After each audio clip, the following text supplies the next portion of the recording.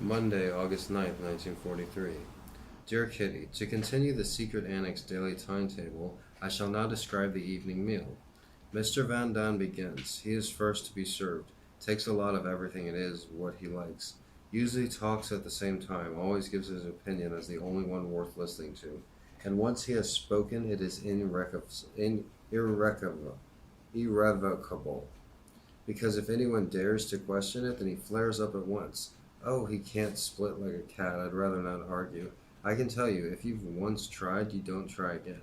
He has the best opinion. He knows the most about everything. All right, then.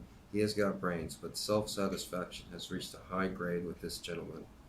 Madame, really, I shouldn't remain silent. Some days, especially if there's a bad mood coming on, you can't look at her face. On closer examination, she is the guilty one in all the arguments, not the subject. Oh, no, everyone prefers to remain aloof over that.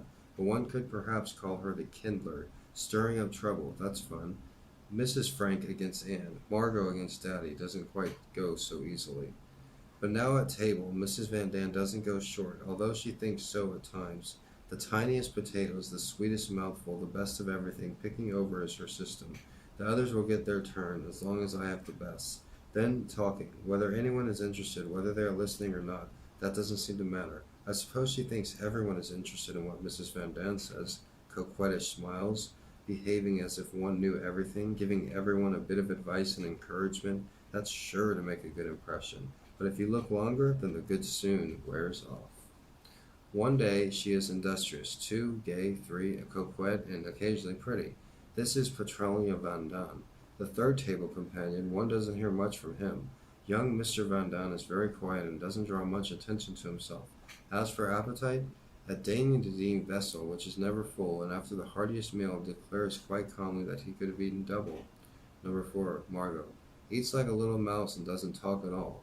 The only things that go down are vegetables and fruits. Spoiled is the Van Daan's judgment.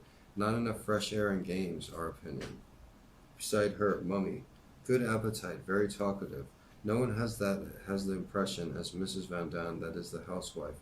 What is the difference? Well, Mrs. Van Daan does the cooking and Mummy washes up and polishes. Number 6 and 7. I won't say much about Daddy and me. The former is the most unassuming of all at the table. He looks first to see if everyone else has something. He needs nothing himself, for the best things are for the children. He is the perfect example, and sitting beside him, the secret annex's bundle of nerves. So the father is the most watchful, make sure everybody has anything, and the father is the only one to survive. That's her deal. Dr. Dussell, and then she describes herself as the bundle of nerves. Dr. Dussell helps himself, never looks up, eats and doesn't talk. I'm like Dr. Dussell. And one must talk, then for heaven's sake, let it be about food. You don't quarrel about it, you only brag. Enormous helpings go down, and the word no is never heard. Never when the food is good, and not often when it's bad. Trousers wrapping his chest, red coat, black bedroom slippers, and horn-rimmed spectacles.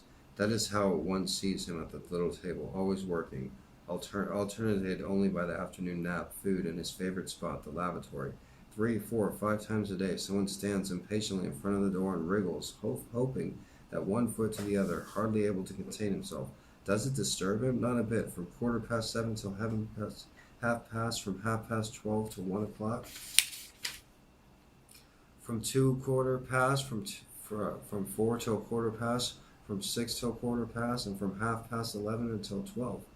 One can only make a note of it. These are the regular sitting times. He won't come off or pay any heed to any imploring voice at the door, giving warning of approaching disaster.